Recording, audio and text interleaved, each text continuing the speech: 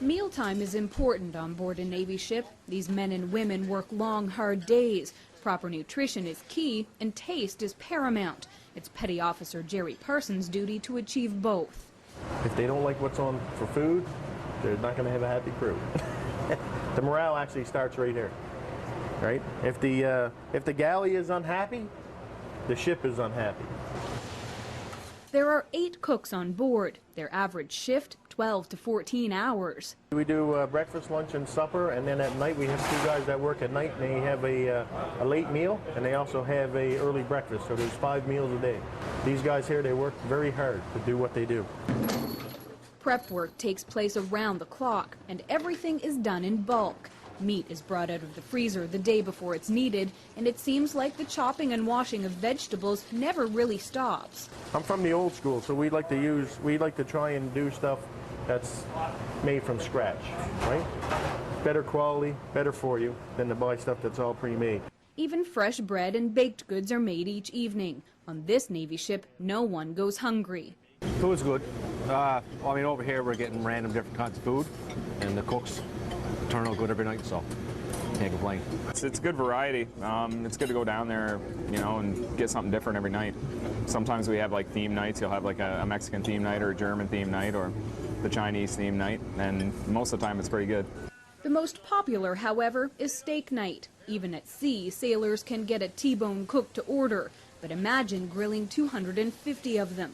Master Corporal Kelvin Card works with the air detachment, but helps out in the kitchen. I do this every Thursday night as a way to relieve the cooks some of the duties they have on board the ship. I like cooking steak, so I figured I'd give them a hand.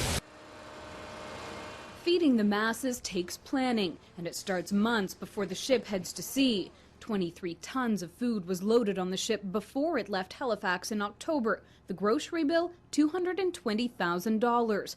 Over the 6-month deployment, the crew will go through almost 5 times that, 110 tons of food. That includes 25 tons of potatoes, 33 tons of fresh vegetables and fruit, including 2 tons of apples and 3 tons of citrus fruit. They'll also use 38 tons of meat and fish, 23,000 liters of milk, 10,000 loaves of bread, and get this, 110,000 eggs.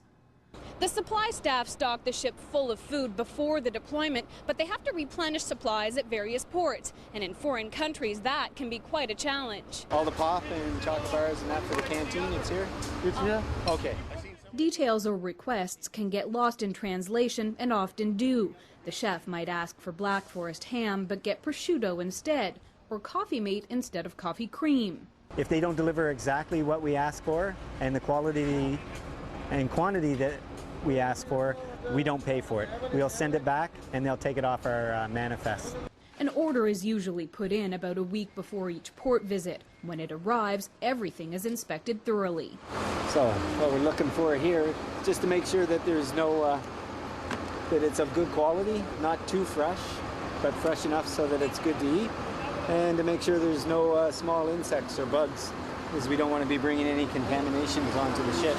The food has to be loaded and stored right away. With temperatures above 30 degrees Celsius, some things can go bad quickly. Just about everyone on board helps get it from the jetty to the storage holds below deck. That's leading seaman Beverly Hibbs' territory. She's in charge of ordering and storing enough food for everyone, and things don't always go as planned. We were supposed to come into one of our ports not too long ago, and we stayed out for an extra 2 weeks. So there was a bit of a crunch, and circumstances were a little tight at times, and we were running low on a few items like flour for making bread and stuff, so you do what you can with what you got.